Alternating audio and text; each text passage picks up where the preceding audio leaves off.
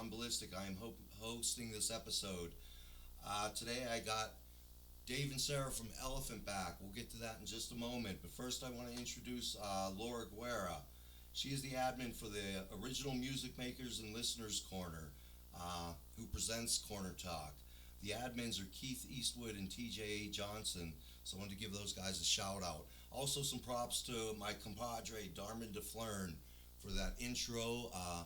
Darmin and I are going to be taking turns hosting these episodes, so catch one or both of us, please, and let us know what you think. Before I bring Dave and Sarah on, I want to start off with a little music. This is Elephant Back. Here come the Elephant.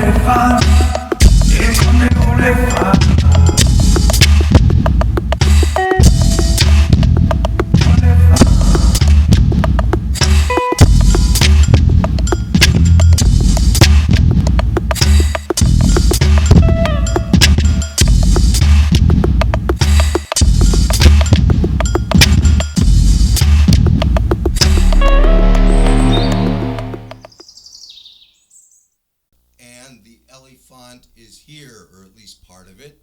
We have Elephant Back. Dave and Sarah, Elephant Pack, say hello. Hey, How's it going? I'm good. How are you guys tonight? we are awesome. Great. Love the song. That's a great way to just bring you guys in. So like I said, we have part of the elephant here. Why just the back? Where'd the name come from? I've always had it in the back of my head with all the bands that I've had, and it was the right time to pull out that name. It just invokes like strength, you know. An elephant's back. It's carried men into war, you know. So we liked it and we used it. Yep, it started off as a little sketch too, and we threw a couple ideas, and then took over, and I vectorized it, made it digital, and then became the Elephant Back logo. So how long has Elephant Back been a thing? How long have you guys been playing together? What, about a year? Yeah, about a year. About a year and a half. Okay, because I think I was going to say, I think we started talking about a year ago through the group. It was like last May when we filmed Kiss the Sky. Okay. So it's been over a year. Okay, because because I think I joined the group like April or May, and I met. Well, I didn't meet you, but you and I started talking online shortly thereafter. And a funny story behind this, I don't know if you remember this, but you kind of faked me out a little bit. I don't think I met you originally through Laura's group. I think I actually got in contact with you, or where I don't know if we got in contact. I think we started talking through Laura's group. But my first, um, oh, what am I trying to say? First time I heard you guys, basically, Here Come the Oliphant, was on a Colorado music group, if you recall that. Yeah. Do you remember that? And Yeah. I was thinking like, oh wow, these people are from Colorado. This is cool. I should try to reach out to them. And I reached out, and you were like, we're from New York. Yeah. Yeah, well, that's the part of the hustle. It's like, we're trying to get our music everywhere, so I'm posting it in any group that'll allow me to post it, and just trying to get some fans. And it's been super fun actually, because it's like with you, we connected with you and Laura, and like there's some people in the UK, there's some people, all over the place that we've been able to connect to just by pushing our videos and stuff on these groups.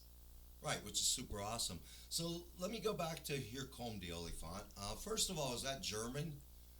It is African actually. Is it? No, we literally put in Google Translate, here comes the elephant in African, so we could, because we figured elephants are from Africa, and kind of, It's a South African Yeah. dialect. There you go. So I thought it was cool. The first time I heard this song, didn't know anything about you guys. Didn't know if it was a guy or a girl or multiple people. A little bit different than some of the other stuff, or most of the other stuff I heard from you guys. So basically, my first impression of it when I heard it was I was intrigued because, I like things that are a little, I don't know, off center. And it kind of Right. was. I mean, it's not, a typical rock song or whatever. And it caught my attention. Just a simple instrumentation going on in the background. You got that percussion groove, which is really cool. The crickets. It was a whole mood builder. And we're gonna get into this a little later. But it was like a cool little sample of like I said, at the time it was like, okay, so where's this going? Yeah, And that was the We didn't want to just come out with a rock song. We want to be creative and yeah. keep them guessing, kind of thing. The way we wrote this album is there's an intro and there's an outro, and the intro is "Here Come the Oliphant," and it literally translates to "Here Comes the Elephant." So it was our coming out of like, here we come, guys. You guys, I'm assuming here, and correct me if I'm wrong. You guys are both multi-instrumentalists. Is that correct? Yeah. Yeah. So, Dave, what do you play? Well, I play the guitar, the drums. My drums are my first instrument. I've been playing drums since I was in fourth grade. But I play guitar, play bass, ukulele, play a little bit of piano. I did piano in college. I went to music school and all that good stuff. So. And then, what about yourself, Sarah? What do you play? Kind of similar. Drums are my first instrument, and then guitar, and then I fiddle around with ukulele, bass, little keyboard. But drums is my main instrument. I'm kind of that's the one I'm comfortable with, and the other ones are kind of I'm learning as I go. So do you? So I already learned something because I didn't know that you guys were both drummers. I believe I knew Sarah was a drummer. Do you guys have like main instruments for Elephant Pack, or do you guys just kind of switch on and off? Let's start with the drums. Do you guys have a set drummer, or do you guys take turns, or how's that work? We take turns. It's about half the set and half the set. Yeah. So we're all over the stage. The stage is it's going to be a great performance. Yeah. Have you guys played live yet? Not yet. As a Elephant Back, we haven't. Okay. So when you do play live, are you going into it with obviously some people backing you up, or are you trying to form a full band, or are you basically trying to keep it like yourself and Sarah and some session musician, for lack of a better word? Well, we're going to bring in a bass player, and actually he plays bass and guitar to cover us kind of changing instruments all the time. It's all about just putting on a good show, So basically a three-piece. You're gonna try out a three-piece thing live. Yeah. Cool. So Oliphant, that percussion I was talking about, was that one of you guys, or was that were those backing tracks? You don't There's actually a really funny story about the percussion on that. That percussive sound you hear, it's actually a tree that we live near. That it's like we live by a creek, and it's right down there. And it was Dave taking two sticks and hitting a like waterlogged, hollowed kind of tree, and I put my phone inside of it, and we recorded it, and then I kind of we put it into the song. I would have never known that, actually. Yeah. I was hoping it wasn't a backing track, because I like it. It's like a really cool percussion thing. We don't have any backing tracks, so anything here that sounds, like a sampler kind of thing, it's purposeful and was done by It us. was created by Yeah. all instruments played by me and Sarah. That's super awesome. So when you expand to the live three-piece, your next recordings, are you actually going to incorporate the bass player, or are you just going to keep it the two of you on recorded product? About that, I don't know. We've been thinking about that. We've been toiling over that, actually. What we're gonna do, but we'll see how playing together comes out, and maybe we'll do a live album or something. Who knows? There you go. Yeah. Now your songs, I know them is basically, I don't want to say this, but I can't think of another word right now. You almost release them as singles. Do you guys actually have an album out, or like a full release, or is that We're kind of gonna what you're working release the towards? entire album for like July. So the idea behind it was 12 songs, 12 months, and 12 songs in 12 months turned into 12 singles with 12 videos, and then 12 videos turned into official videos and lyric videos. Awesome. I'm definitely have to get the album. Just for the record, you guys can't see me, but I am wearing my elephant back shirt just for. I'm serious, just to create some mood and some vibe here. That's awesome. Yeah, I mean, you have to. I wanted to mention that too. For those listening who aren't familiar with this, I did purchase an elephant back shirt a while back. It came in a package. One of you guys, I don't know who, scribbled some stuff on it and left some notes and drew some pictures and all that stuff, and that was really cool. Reason I'm bringing this up is, especially for us underground guys, it's all about the people that come to see you and listen to you. Well, I mean, that was the thought process that went into it. It's like, what would I want if I got something in the mail? And it's so easy to. Just a personal. I mean, because it's real. Like we appreciate what you're doing. You're supporting us, so I'm gonna show you that I appreciate the support. Exactly, and that's why I brought it up. Right. So you guys both mentioned playing in bands before. Dave, you brought that up. Do you want to give me a quick little background of what you guys did before Elephant Back? I've been doing this for a long time, so I've been in a lot of bands, but Yeah, I mean, we've both been. I haven't been in this scene as long. I started like 8 years ago, so I can count on safely 2 hands how many bands I've been in. But you've got a lot more than that. But yeah, I mean. What kind of music were you guys playing were you guys playing together, or were you guys playing separately before this? This is the first project we did together. Okay, so in your previous projects, what kind of music were you guys playing? From heavy metal to blues to jazz to funk, cover bands. Yeah, I started run off. the gamut. Yeah, I started off in a punk band that turned into a cover band that turned into another Deadhead cover band, and then came out into like a duo, and then now I'm with our Common Roots, and they're kind of more folky alternative kind of thing, and then Elephant Back. So Sweet. You want to take a break and listen to another song? let's do it. All right. For those out there in radio land, or whatever the heck you want to call this nowadays, laptop land, this is Elephant Back, Go to War.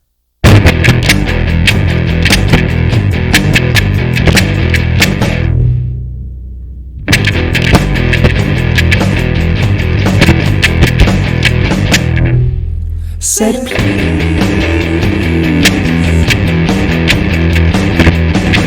let be.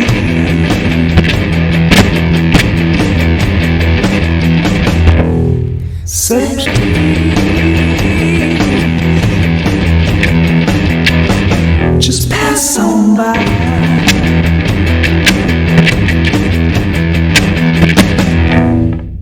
Cause I don't care what you're looking for. If you can't look me in the eye.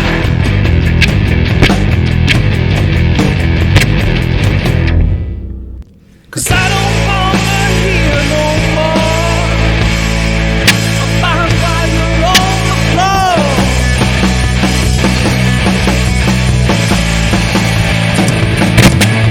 Please, please pass on by. 'Cause I don't care if I go to war. You're not what I'm looking for, and I don't care if you're on the floor. Please, please pass on by.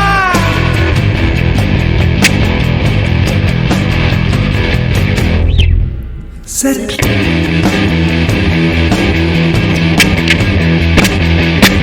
Just leave me be.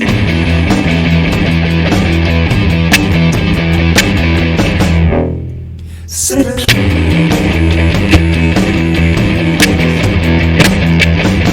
Just pass on by.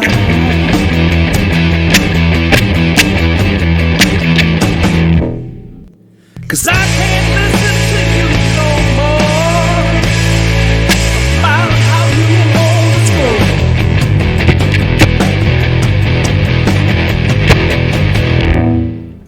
And I don't care what you got in store. Stop knocking on my door.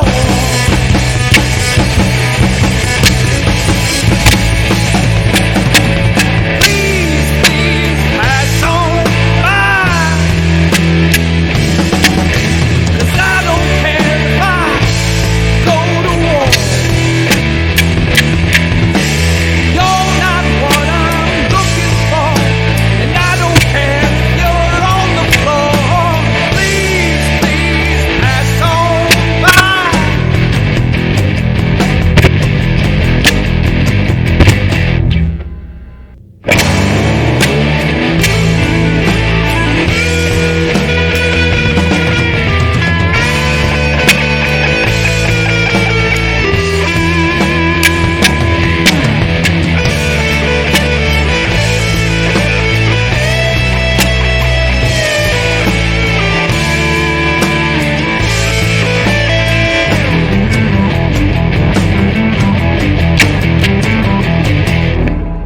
Said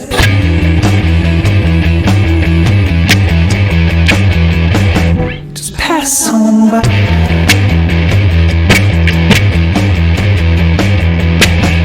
Definitely different direction than Here Come the Oliphant.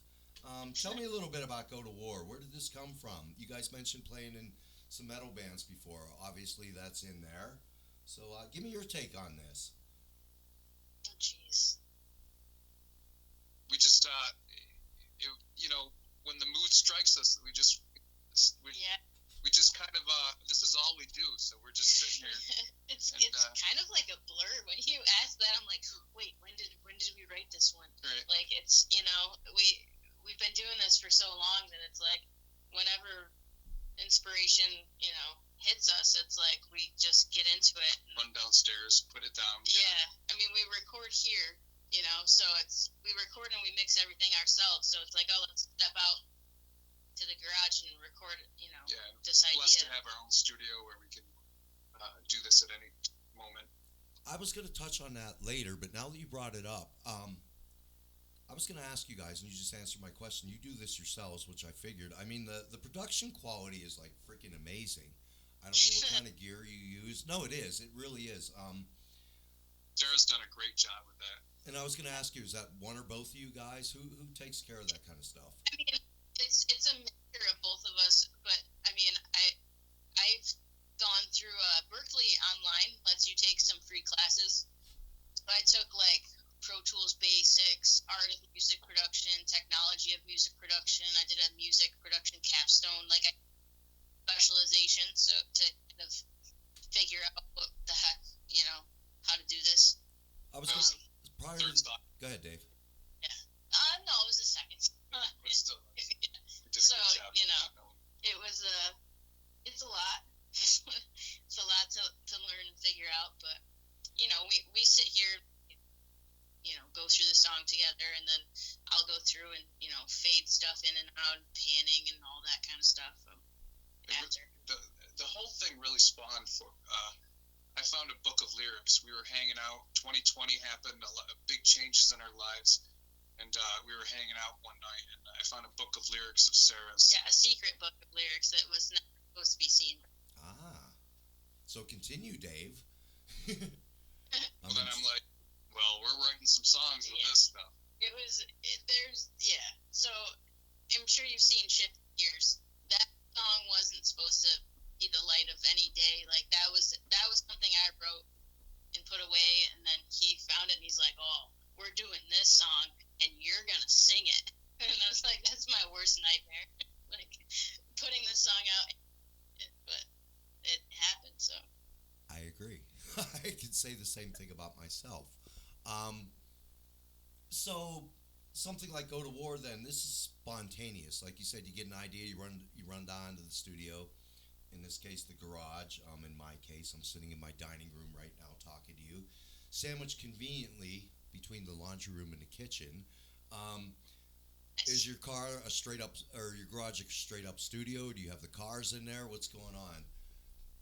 I rebuilt my garage into a nice studio. So you guys go down there. Something like Go to War. You don't sit there and say, okay, let's write a heavy song. Let's write this kind of song, or do you? Well, sometimes, but I think the mood for Go to War, I think it was just because that riff is just like I was just wanting to rock out. I think actually we might have been practicing. yeah, I just started the riff. We were practicing. Yeah. We were practicing. Yeah, we were in the middle of just practicing some Elephant Back songs, and he's like, oh, let's jam, and that came out of the jam. And that was in my notes, actually. Dave brought up the heavy riff. I mean, obviously, there's good guitar work in there. Like I said, for you guys doing this basically at home by yourselves, taking some online classes, like I said, the production qualities, it's like radio-ready stuff. This is the kind of stuff that people pay money for. They go to a studio. Supposedly, they have a guy running the board that knows what he's doing, and sometimes they're lucky if they get this kind of sounds that you guys had. The other thing on my notes was who played the drums on this song? Dave. Okay, see, and like I said, prior to this conversation, I assumed that you were the drummer, Sarah. So this is a surprise to me. The drums. I get a lot of credit that I don't deserve. No, so basically, Dave's been recording all the instruments, and then for the videos, I learn all the parts, and then we do it together. I do a lot of the lyrics and stuff like that. I've done some percussion, like Here Comes the Olifant, Believe.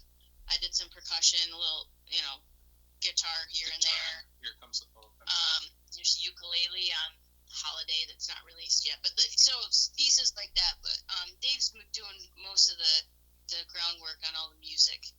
And you just write lyrics in your secret book? Yeah, basically. Do you guys both write lyrics, or do you pretty much handle the Elephant Back lyrics, Sarah?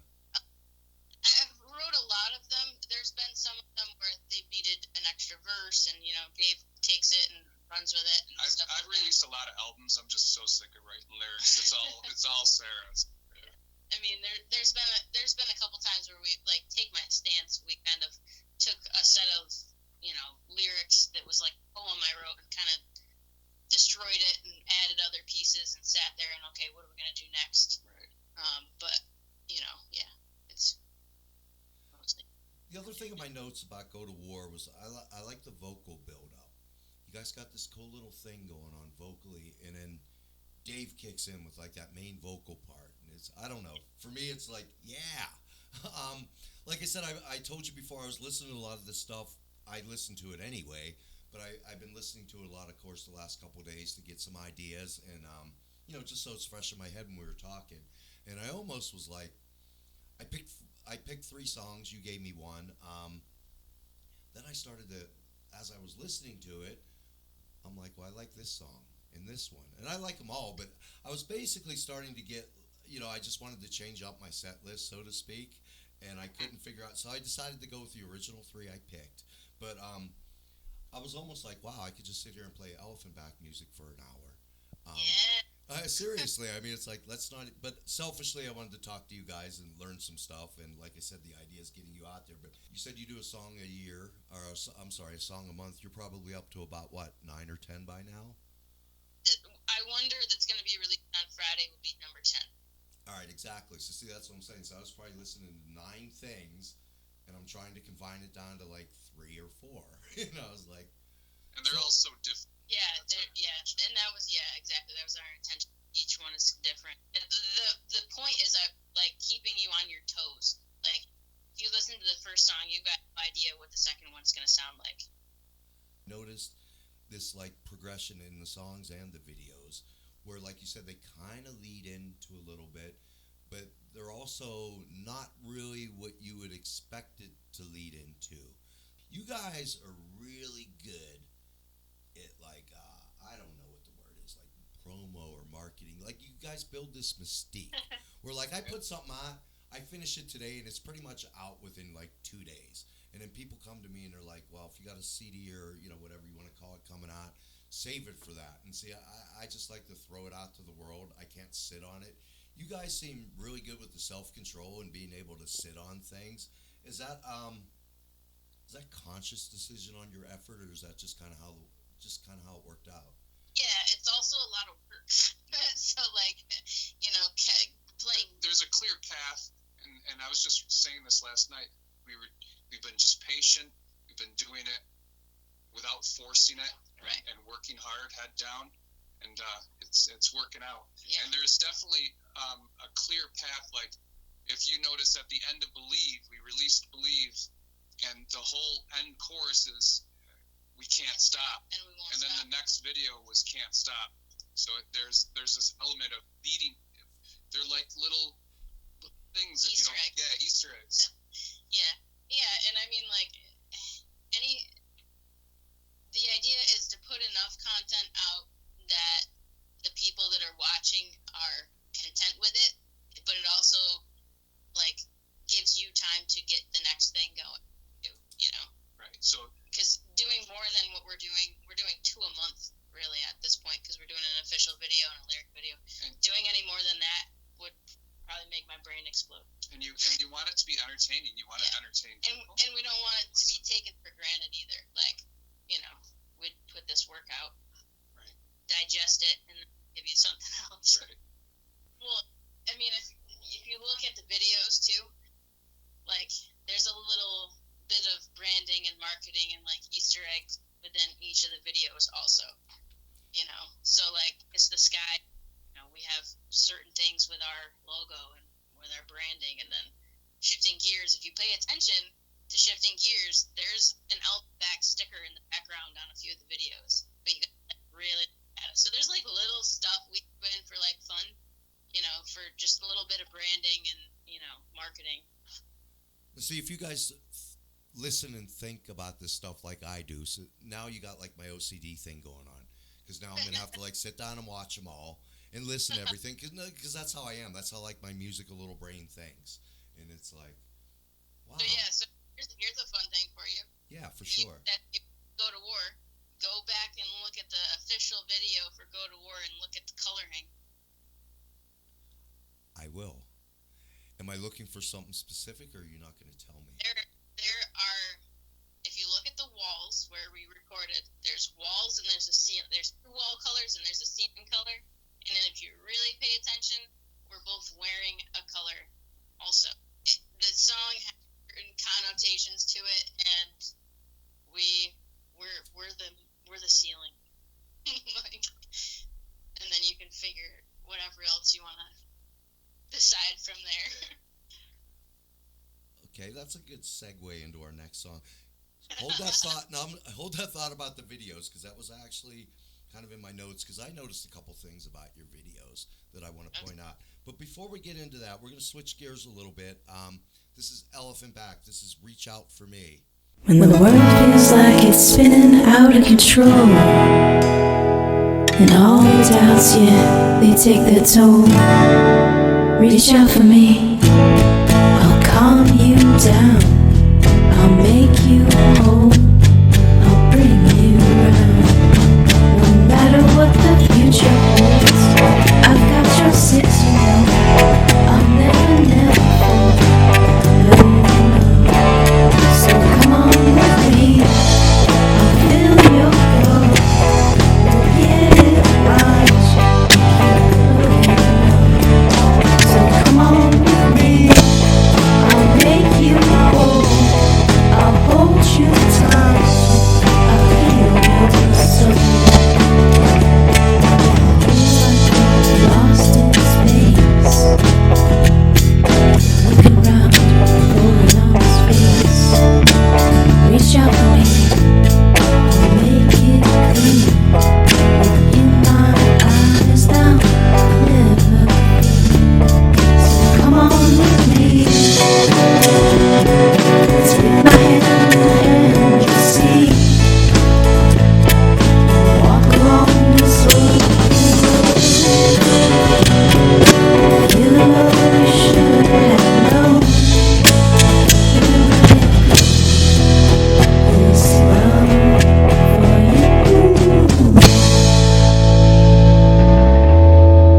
you.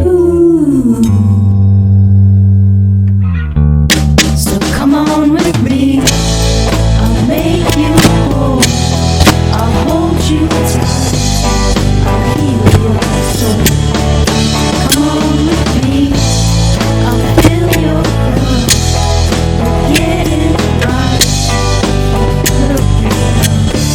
So come on with me, I'll make you whole, I'll hold you tight, I'll heal your soul.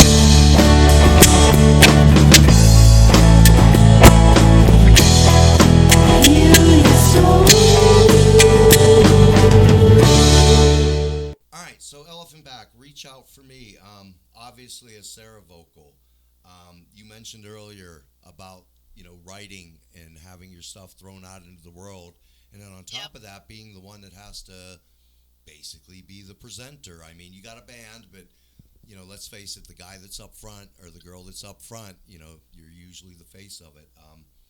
So as a writer and the singer,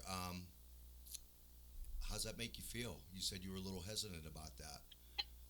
Everything I have to sing on makes me cringe. Yeah, both of those songs I hadn't originally planned on singing, but it turned out that was my destiny. So that's I personally don't love singing, but I'm getting better at it. Which is funny because actually, I think it's a great vocal. It really is a great vocal. And hearing you say that, you're not super confident about it, you wouldn't know it from listening to it. It seemed like you'd been singing for years. Seriously, I mean, it's a fantastic vocal. It's a love song. This may or may not surprise you, but that's one of my closet things. I'm a big fan of like cheesy love songs. I generally don't write cheesy love songs, but I am a fan of that. And it's a pretty song. I mean, for lack of a better word, the sentiment's there. It has a lot of feeling and emotion to it. I don't know if that's what you guys set out to do, but that's what I hear from it. It's like I said, it's a really pretty touching song. Interesting enough, that was, I think, the first song that we ever wrote. Yeah. Oh, really? Yeah. So. Wow. Yeah. So I wrote these. I mean, obviously it's about Dave, but like I wrote them about him, and he found them, and then he just started writing music, and it just was perfect for what we were doing, and I was like emotional about it when he did it, and but then he sang it and was like, no, you need to sing this. So then I ended up having to. It was meant to be. Yeah. We had to sing it. So I was wondering, and I was thinking this like a week or so ago. I figured you guys were probably a couple. Wasn't sure. Didn't It's not really my business. I was debating on should I ask him, should I not ask him. Laura let the cat out of the bag during one of our conversations because I think we were talking about another couple that was in a band. So anyway, secret's out, and you guys just confirmed it. But anyway, so I don't know. Let's touch on that a little bit. Kind of going off on a tangent. So you're writing songs about your guy. He doesn't know about it. He finds them. So I guess let's start with you first, Sarah. How does that make you feel? Because it was an emotional moment, like for something that it's cheesy, but in my mind when I wrote it wasn't cheesy. You know what I mean? So to have the person that you wrote it about come up with the exact music that was supposed to go with it and make it sound beautiful to something that you were just riffing off of basically was pretty awesome.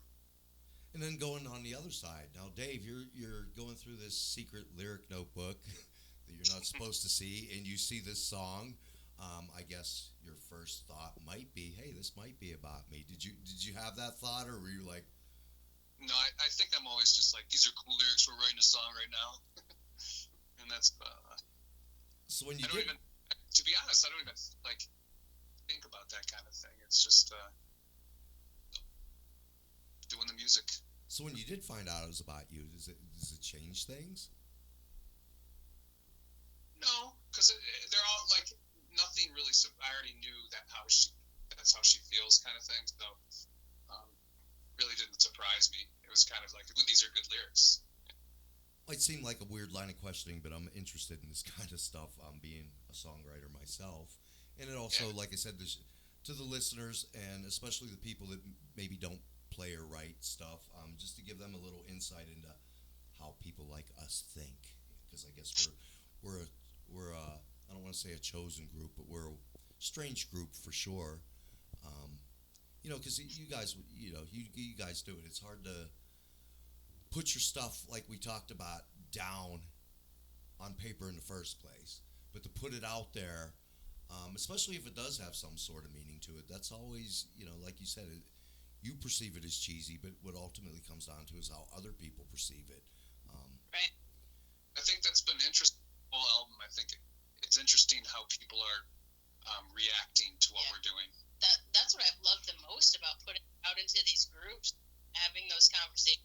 Like, people will say things I hadn't thought of, or I might have been self-conscious about something. Somebody really liked it, or somebody on Reach Out for Me, somebody that commented, "Oh, this sounds like shoegaze," and I don't know what the hell shoegaze is. I do that too, right? And looked it up, and it's like it's just a type of music, and it sounds like shoegaze. I'm like, all right, you're right, that's cool. Now I learned something too. So like it's been super fun putting our music out there and seeing how people react to it. When I was listening to you guys the other day in the car, I don't remember what song, or maybe it was a couple songs where I was like, okay, I don't think anything's like a flat-out shoegaze thing, but I hear like influences of it here and there, and I was going to ask you about that. It's funny that you brought that up, because I still don't know what it is, but it sounds cool. It was. I mean, it's not technically an influence. It just somehow fun that it happened. No, and that's how I am. I mean, I listen to all kinds of stuff.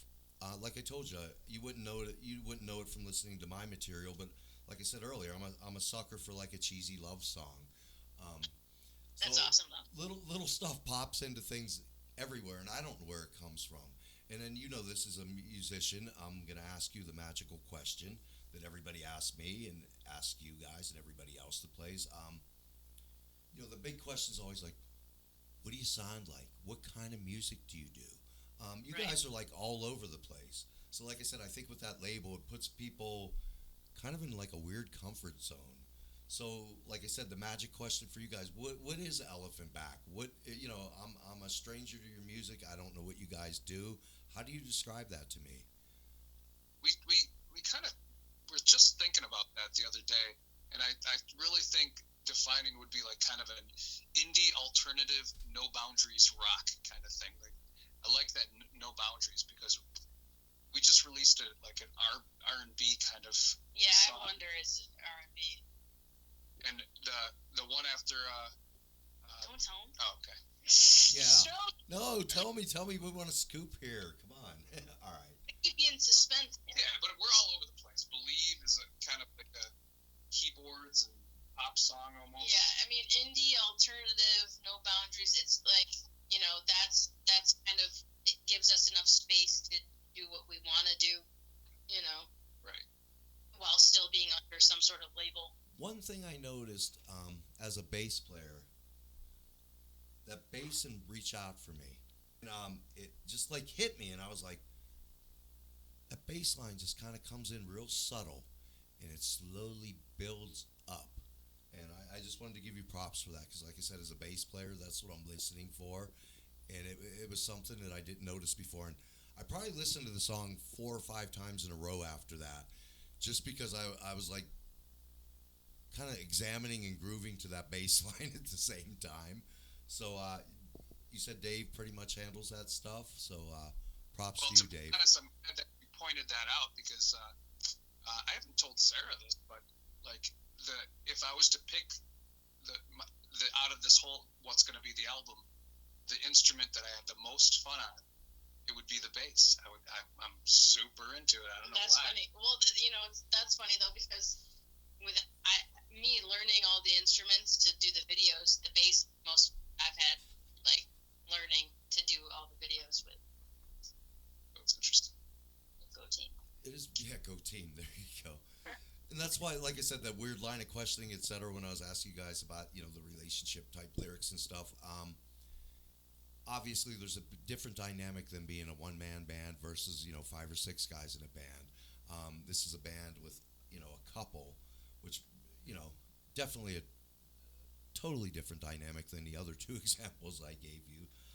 You guys seem to mesh really well and get along. Do you guys have that stuff that you get in a full band? The headbutting, the basically just the creative differences, I guess. I don't. There's not many creative differences. I mean, sometimes I have to hold Sarah back with the love lyrics. I'm like, no, crossing it out. Oh, okay. So she's a mushy writer. Is that what's going on here? No, throwing me under the bus. No, I'm just kidding. Oh, there's all kinds of plenty of buses to go around, everybody. All right. No, no secrets here. No, Yeah. no. It's been, it's been like those lyrics would never have seen the light of day without him, and it's a beautiful thing to be able to make music that you love with somebody you love, and that there goes me getting cheesy, but like I don't think it's cheesy. I think it's awesome. We're similar personalities. We both are like on the go, hustling all the time, and we both want the same thing. So it's pretty interesting how it all works out. So it's pretty cool. It's real cool dynamic. I'm a one-man band. I've talked to several people about this, and I am going to approach this subject with the couples I interview. I'm also going to approach this subject with bands and solo artists that I talk to. The one-man band thing, you get to do whatever you want to do. There are no creative differences, really. So that's cool if you guys could get on that thing, because you guys both played in bands. You know what I'm talking about. For me, that's usually what takes the fun out of it. When you're jamming and you guys, I don't think there's anything more magical, whether it's 2 people or 10 people or an orchestra. When everybody's, in the same mindset and things sound good, there's very few things on this planet that give me a bigger pleasure than being a part of that. So that's one of the things, obviously, that me, myself, I miss being in a band. The other side to that is when everybody's sitting there, you have X amount of time to rehearse. Everybody's bickering and fighting over, the guitar parts or the guitar sound or who plays what and who does this. And everybody wants their songs on the CD. And, then you get these little cliques and these factions. And I guess you guys don't have that. We don't. No, there's been very little like we we haven't agreed on that. Everything is just like oh well, let's try this or let's try that, or I think it would be good with that, and it just I think there's a mutual respect between us musically, where Sarah's very thoughtful, a lot more so she'll take the time to what I'm saying, and she'll think about it. I try to do the same. I'm not as quite as good as that, but no, it's interesting. But it's like you said, it's a mutual respect. Like there's, if I don't hear it right away, I might hear it later. I think that's why we've accomplished so much, because I've been in a lot of bands, and it's so hard to do. You're right. It's so hard to do anything because everybody has a different agenda. Yeah. Different path and everybody's not always motivated at the same time, right. So it's like waiting for okay, we're gonna do this thing, right? You have an album that's already recorded. It's just sitting there for 6 months. Exactly. And that's what's been awesome too. Between the two of us, nobody's gonna let it down and be like, I don't feel like doing stuff. We're like, no, we got this. We're gonna do it. We're gonna get it done. It's gonna be awesome. I think our saying is you're either on the train, off the train, or trying to catch up. These videos you were talking about, I mentioned to build up to releases. Like I said, you get this little snippet on Monday, new song coming out on Friday, or new video. Then maybe Tuesday or Wednesday, you get like a little bit more. And so basically, like myself, by Friday, I'm like, okay, what are these guys up to? I'm like... Exactly where we want you. No, and like I said, you guys are brilliant at that. I could probably have a separate conversation with you guys and take some lessons for sure. But I noticed that in the videos. The thing that stuck out to me, I don't know, once again, if this was calculated or not. I don't want you guys telling me any secrets that you don't want to share. But I noticed the early videos, you guys weren't really in them, or what I call like your quote mid-period videos. You guys were starting to show yourselves, but they weren't face shots or they weren't full body shots. It would be like, you'd see somebody's hands strumming a guitar or somebody beating a drum, but like I said, no full body shots, no bass, no faces. Last few videos, you're kind of out in the open there. Now we know what you guys look like. So going back to my original question, is that something that was planned, or is that something that just kind of happened? John, you're a very observant fellow. I told you I'm a music nerd. I look for things like this. Yeah, because you hit it right, the nail on the head right there. Yeah, it was super planned. It was super planned. You should see me now. I'm patting myself on the back. I'm so proud of myself. And by the time Believe came out, we're like, we're out of ideas of trying to hide us. It was a progression, like we wanted to give a little mystery to the idea of like, okay, who's in this band? And how like Tool, like for a while you're like, who are these guys? Right, exactly. That's a good example. I never thought of that, but you're right. Well, it gave a cool kind of like factor for us, and people would be like, well, who's playing what? Everybody's playing everything. Yeah. Ooh. And we can. So we're walking the walk. Yeah, it was fun. So, both you guys playing bass and drums. How do you view that? Because you're both sides. You're both parts of the rhythm section now. Do you feel comfortable playing one or the other? Yeah, like I haven't really played bass up until we started doing this, but like. After we filmed Can't Stop and I had to learn that bass line, I was like, yeah, this is cool. Because it was right around that time we both put out a individual like cover for our own personal pages, and I did the Modest Mouse. And I really got into like Can't Stop, led me into that, really getting into the bass line. That bass line. And I got really into bass after that. We got a short scale bass. Super cool. As a bass player, hiding in the background most of the time in the bands that I played in, it's an unsung instrument. Yeah, and I feel like I appreciate it more now that I've had to do it. Now, Dave, you said you started off as a drummer. Did I hear that correctly? Yeah. I went to school for percussion and drums. So, perform. so what's it like playing bass to yourself as the drummer? It's I've loved. This is how I want to live my life. So I've been kind of living it. I've always done music I've taught and done lessons and done all this stuff for over 30 years, but this is a good time playing the bass, playing it, and not being in a studio where you're rushed to do something. I'm sitting in my garage and just laying down a bass track. We got that. Everybody always talks about the rhythm section, the bass player and the drummer. So there's definitely, there's when it's cohesive. I mean, that you play both. I mean, it's I can't put it into words what it's like.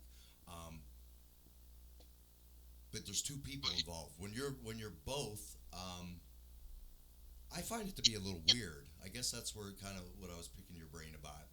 Do you find it a little odd, or are you able to lock in with yourself because you know exactly what the drummer's going to do? Exactly. Well, I was just going to say, I know the drummer's pattern. I lock in with that bass, and that's why I think that's probably why I've been having such fun doing the bass tracks, is because I understand what the bass is, and I lock in, and I understand the beat because I did the beat. It's fun. Right? Yeah. It's been fun all around, like recording him and having it so I hear things out of context, so I only hear what he's doing on the outside. I'm not hearing everything he's hearing in his ear, plus the bass line or plus the drums. So it's been fun to listen to and what did he just play? Yeah, there's moments I see your face and you're like, what was that? Yeah. I'm like, just listen. And then I listen to the full thing and I'm like, oh, that's perfect. Okay, cool. That's one of the things I like about making music. I mean, obviously you guys do too. You just mentioned it.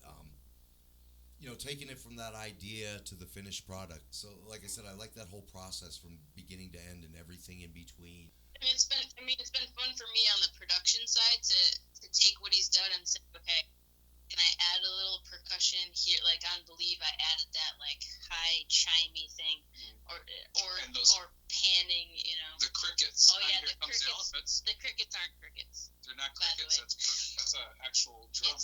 It's a percussion with the amount of reverb, and it just happened to sound like crickets, so I kept it that way. And it sounded like crickets to me. Yeah, it's funny. It's great because everybody says crickets. It's not, but it's awesome.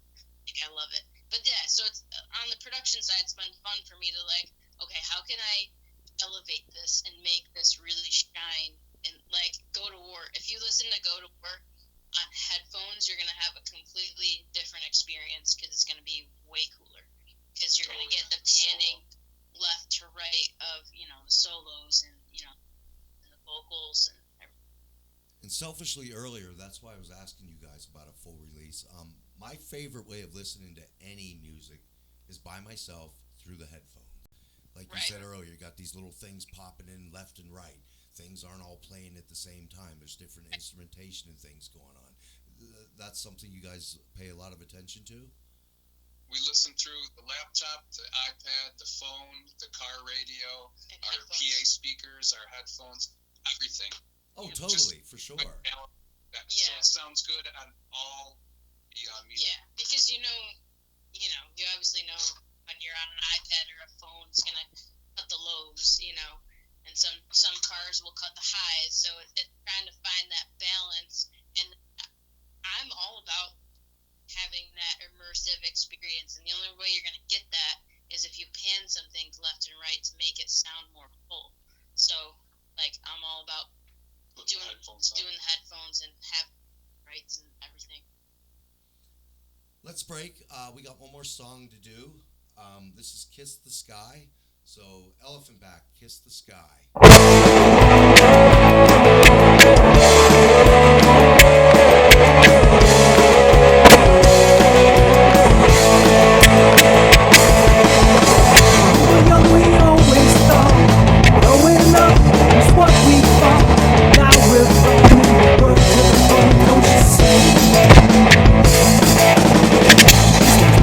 Crazy.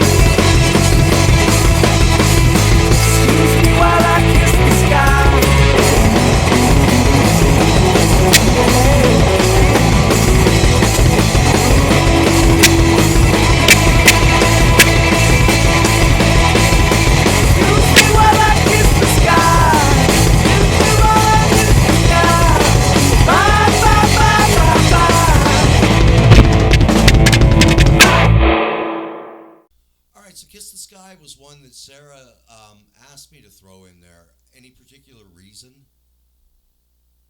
That's our single. That's the single. I mean, it seems to have caught on with the most people. When we analyze our statistics of, no, seriously. The analytics of the analytics YouTube. Yeah. You know, it's one of the most popular ones. So it was really the first video that we really put out.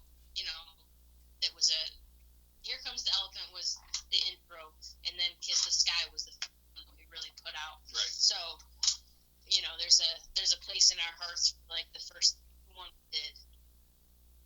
And it really comes down to what's the best song. Put this one out.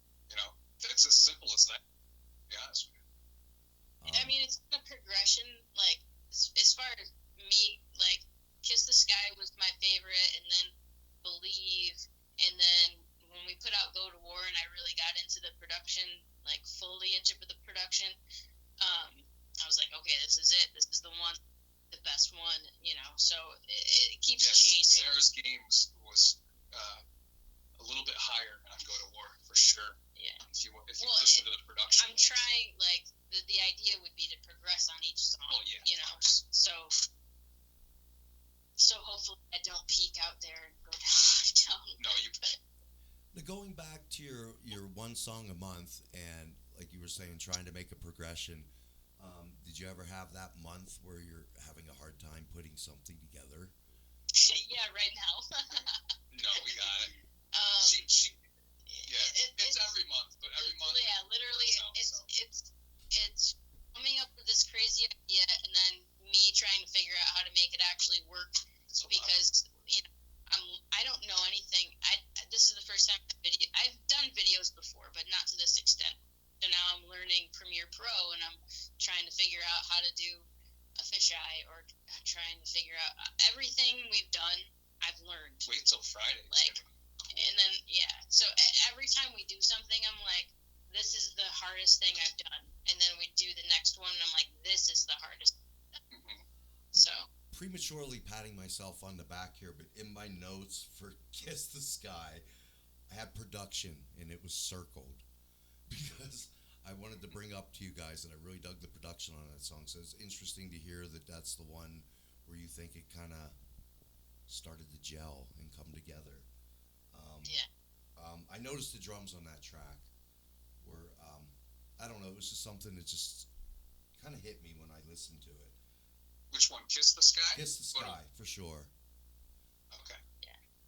Yeah, I like those. Yeah, that was one of those when we were recording. He did the drums, and I was like, hey, what is this gonna sound like? And you know, it plays with the music. I'm like, oh, okay. You were, yeah. That's great. You're like, I don't know, what is that? Yeah, it was weird. Like, it'll work. Do you remember anything about doing those vocals, Dave? Anything specifically, or was it just another vocal track to lay down? No. I think as a band, we made a decision of how my vocals were going to be, because I've put out other albums where I'm just kind of singing the way I think I should be singing. There's definitely an intentional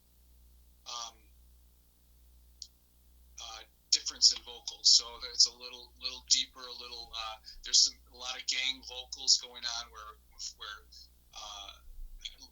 I like to thicken up my vocals. Yeah. A little crunchier. And I always add in, you know, my vocals into it to change up the mix too. I like to put a little crunchy old man in. There's actually a really interesting instrument on that track, if you noticed.